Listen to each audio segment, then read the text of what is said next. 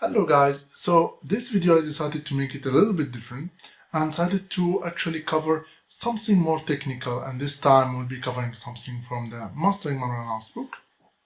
I thought about doing like a series of videos when I will talk about different small tricks from malware analysis, threat intelligence or threat hunting or incident response, and I will be covering some tricks that I covered actually in the Mastering Malware Analysis book. Make sure that you grab a copy. So here's the thing. Today we'll be covering a little known trick, a threat intelligence trick to detect the malware country of origin. Where the attackers behind this malware, where they are originating from. So this trick, it doesn't work on all samples, but it works on so many of them. So here's the thing. If you have already the book, it's on page 69. And on this page, I actually talk about how to find some hidden fields in the B header, and B header is basically the exe file header. So if you have an exe file or the malware exe file or the for a DLL as well, this header includes lots of information about the malware. And one of the fields inside this information is called the timestamp. And this timestamp is not like any timestamp. So basically, let me just find the page. So it's on this page. I don't know if you see anything, but here's the thing, right? We have this timestamp, and it's not like any timestamp.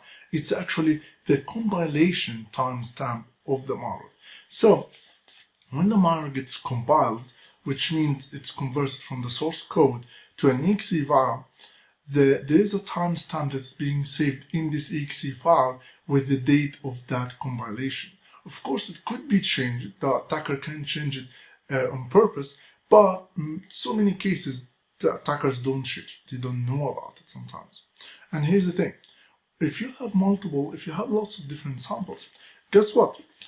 We had a case when we were dealing with. I don't remember which was this malware. I think it was one of the known malwares. I don't remember exactly what this malware is, but here's the thing. With this malware, we were able to look at so many different samples, let's say around 15, 20 different samples.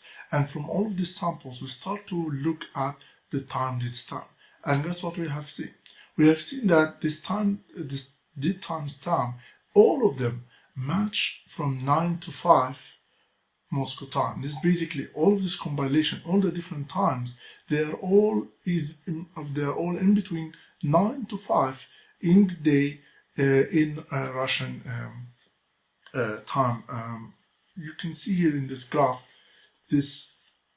So basically, this is Moscow time, and this basically all the compilation time, and they are all happening between these 8 hours.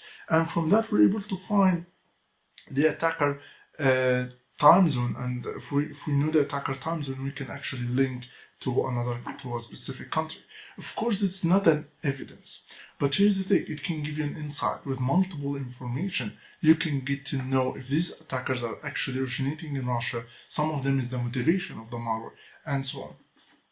One of the good things about this timestamp, if it's actually there and it's correct, it tells you which variant has been released before, how long these attackers been working in their attack. If let's say if this malware was only designed for this organization, so how long they were planning for this attack, how long they are inside their systems. If we see this sample on multiple countries, on multiple sectors, multiple organizations, we can see how they are evolving through the time and how long these attackers were operating. It tells us so much of information about the attackers. One last trick that I want to talk about here is the imp hash. There is something called imp hash, and imp hash is basically a hash of just a small part of the BE header or the exe file header. And this hash, the camera needs a little bit of fix. And this hash we can actually use to identify very similar samples of the same malware, the same variant. We can identify very small samples. Even if they have the MD5 of the whole file is different, we can still identify these samples through imp hash. So what it does help us to do, if we have one sample and we have access to virus total intelligence, or we have a huge database of different samples, we can use this imp hash to actually detect the same malware but in a very small variance without having to have a signature. It's much easier, and if we have a database of all the imp hashes, we can actually find so many different samples, even if they have some text has changed or some files have been embedded into it, we can still find the malware. So this is the two small tricks that I want to mention, and I will make, if you guys feel this is a good idea, I will make multiple small videos talking about different things in the mastering malware analysis. I want to cover Android, IoT, and so many different things, and I'll be covering different things from mastering malware analysis, some small tricks that we have wrote actually here.